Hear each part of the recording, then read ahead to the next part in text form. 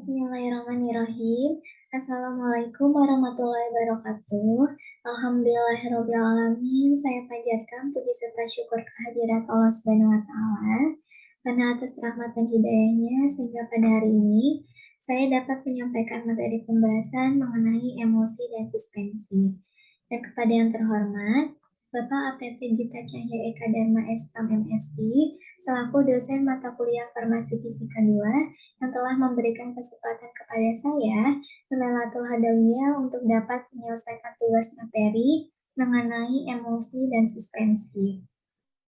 Jadi, untuk selanjutnya pada materi kali ini, saya akan membahas mengenai miscelasi atau sediaan emosi dan suspensi, dan yang kedua mengenai ketidakstabilan emosi, serta yang ketiga mengenai suspensi fluktuasi serta defluktuasi.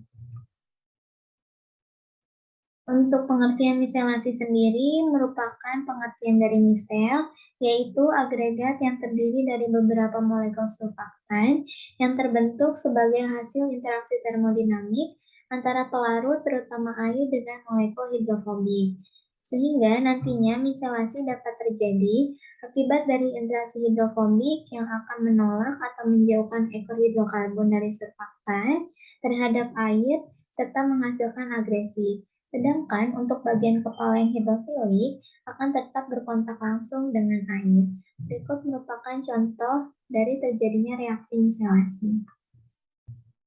Selanjutnya, mengenai mekanisme pembentukan emosi atau emosifikasi dan suspensi.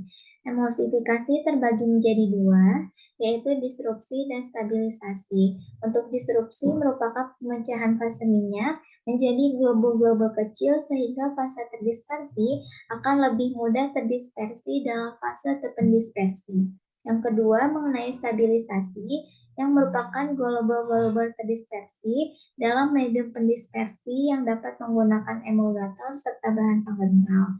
Berikut merupakan contoh mengenai mekanisme emosifikasi dan suspensi.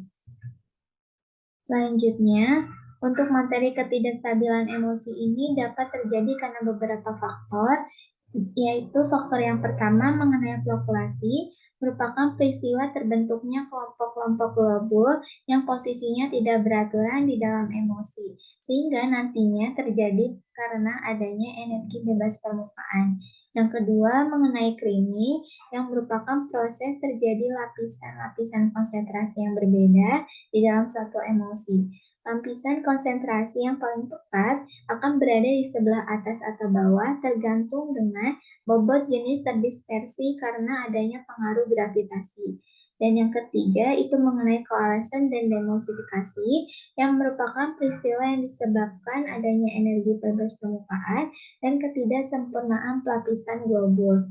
Untuk koalesen sendiri merupakan peristiwa terjadinya penggabungan globul yang menjadi lebih besar, sehingga untuk demulsifikasi atau breaking merupakan proses lanjut dari koalesen di mana emosi ini akan pecah menjadi dua lapisan yang saling memisahkan dengan sempurna. Baik, untuk selanjutnya materi yang terakhir mengenai suspensi fluktuasi dan defluktuasi. Untuk fluktuasi dan defluktuasi merupakan peristiwa memisahnya pengendappan antara fase terdispersi dan fase pendispersi yang terjadi di dalam rentang waktu yang berbeda. Untuk fluktuasi merupakan pembentukan gumpalan dengan penggumpalan partikel-partikel halus. Sedangkan untuk defluktuasi sendiri merupakan dispersi gumpalan untuk membentuk suatu koloid yang stabil. Baik, mungkin cukup sekian yang bisa saya sampaikan. Kurang lebihnya mohon maaf. Wassalamualaikum warahmatullahi wabarakatuh.